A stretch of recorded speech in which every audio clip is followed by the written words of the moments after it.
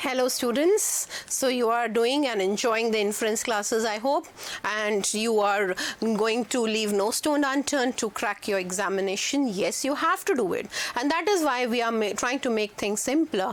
Do write in the chat box what more you're looking for in the English section, because we have taken it for granted that you'll be able to do English and reasoning section perfectly. Taking up the inference section, which includes English and critical reasoning, I am taking up the inference in detail and explaining you from simple to complex and compound passages how to infer, how to take out the main central thing, what is the deducted part out of it, right?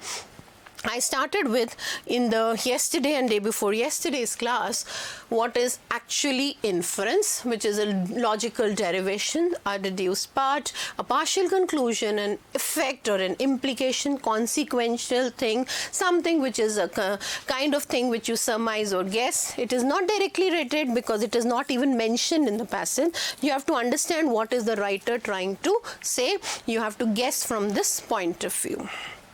Then it is, for this you have to understand the central idea or the gist of the passage. You have to conclude. Major conclusion nahi hai, minor conclusion hai, because valid inference means valid conclusion, and you will have to be beware of these words. As in the last passage only I eliminated all.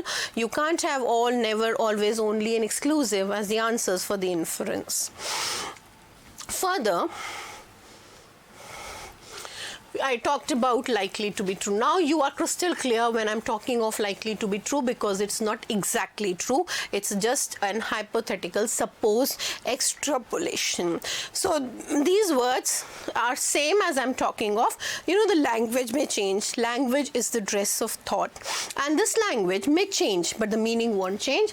What does the writer infer, imply, suggest, or most likely to be true?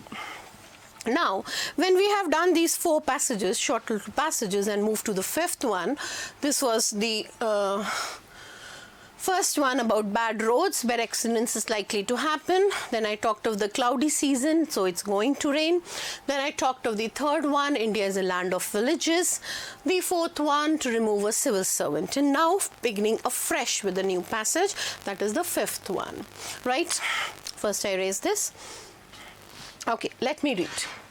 It is believed that someone who calls herself a well-aware person will generally gather information from several different sources. Means a person, which person? Well-aware person.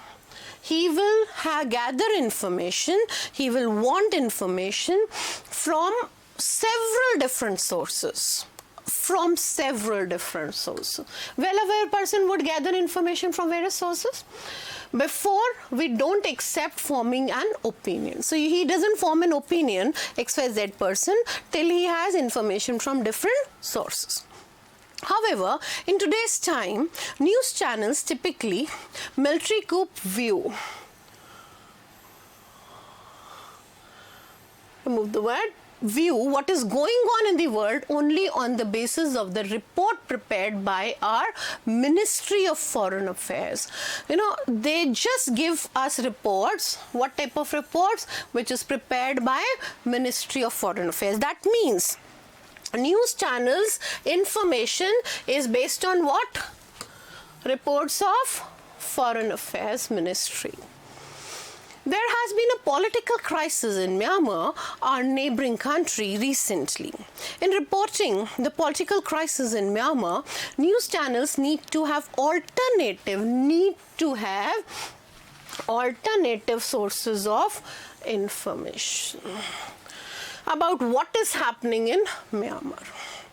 So there is a political crisis in Myanmar and news channels need this alternative source of information. What sort of information? They want to know what is happening. So in simple words, you can't rely on what? Only news channels. Why? News channels give you information? Very good. Are they reliable? No. Not reliable. Why? Because there you form this kind of a chain. This is called the method of remembering things, you know, for yourself. News channels not reliable. Why not reliable? Because the reports based on foreign ministry. Right, foreign ministry affairs, whatever they offer them, they accept it. They don't have their own information, not reliable. So rely on what? Other alternative sources. Tally kariye, right? This is what is the gist. This is what is the inference I've drawn from the passage. Now look up at the first point, right? So you are ready for the inference? Yes? Okay. The first one, to the extent that a news source gives similar information or views of another country vis-a-vis of a Minister of Foreign Affairs, reporting is dubious. To the extent a news source, what is the news source doing? A news source is giving information, similar information or the views of country of foreign ministry, reporting is dubious. अगर news information similar है, means किससे similar है? News से similar information दे रहा है, the reporting is dubious. We don't have any source, anything mentioned as anybody giving the similar information, not at all there in the passage. So a big cross. To protect their integrity, news media should avoid the influence of Ministry of Foreign Affairs releases in their coverage of foreign affairs. No, not at all. What does it mean? It means news media should not only depend on the Ministry of Foreign Affairs. They should take their data, but this data, this information is incomplete because they just rely on that. That is why we can't rely on news channels, right? So we can't rely on news channels. It doesn't say they should avoid. They should not only depend. Then it would have been right.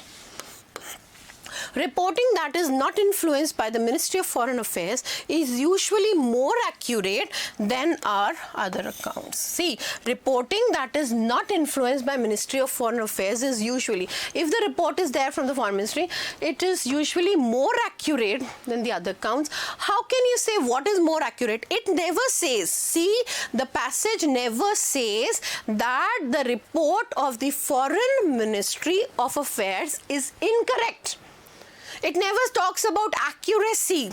It says it only gives. That means there is more news. See, suppose I give you what should I give you an example? Suppose I give you 10, there are 10 synonyms of the word, for example, intelligent.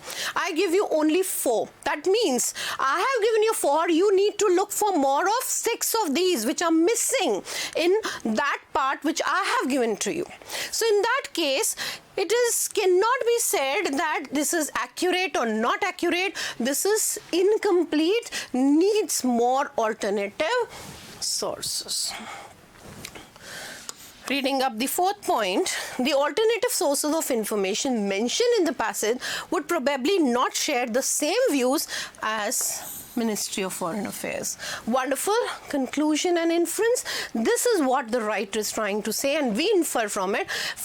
Ministry of Foreign Affairs have some views, give some information, give some report. News is based on that, but the other sources will not give the same. Other sources will give you additional, more, or different from that, right? So this point is right. I hope the point is exactly clear to you what I'm talking of. You are able to understand how I'm doing this inference section. Okay, moving on to the next passage.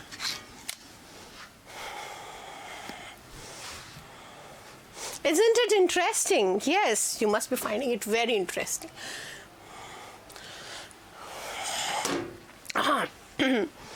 Rural households have more purchasing power to spend than urban households with the same income level and the same income level, since some of the income urban households use for food and shelter can be used by rural households for other needs. This is a part that I have taken from the other passage that I was discussing of. So this will become easy for you to do. Now, which inference is best drawn? Because I had given you the whole passage, now I have given you a part of it and explained you. Now, rural household includes more people. As we discussed, there is no more people. This point is incorrect. We have not talked about, we have not been told that how many people are there. Rural households have lower food and housing costs than do either urban. Rural don't have lower food and housing costs. Their purchasing power is more, and they don't have, rural houses have lower food and housing costs. What does it mean, lower food and housing costs, than either urban or suburban households? Naturally, who has to pay less for food and shelter? Rural people. Who has to pay more for food and shelter? Urban and suburban people. Urban households generally have more purchasing power than semi-urban households. Change some of the points? No. We have nothing about semi-urban powers or suburban powers. More purchasing power? Then no. Who has more purchasing power? Only rural. Who doesn't have more purchasing power? Urban and suburban. The average income of urban households is generally higher than that of rural households. Average income, cross. Right answer, B, Bangalore. We have a simple short part where rural people have more purchasing power. They are not very rich, but then still they have to spend less on food and shelter. So this helps us to come to the inference that we can draw, a logical argument that we can give, and which comes out to be absolutely wonderful and right. See, I am trying to shout at the top of my voice and trying to insist on this point that you are able to understand what the passage is talking about. When you have 2-line passage or 10-line passage, 2 paragraphs or 2 pages, it is child's play. You know, why it's child's play? Because you have understood how to infer what does this line mean.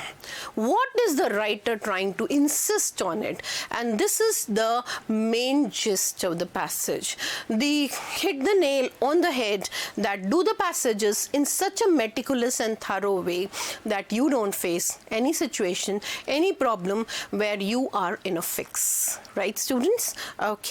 We'll come up with the next 2 passages and the next 2 further in this, and we'll be moving to the next pattern of questions in this. Right, students? Thank you for today. Good day.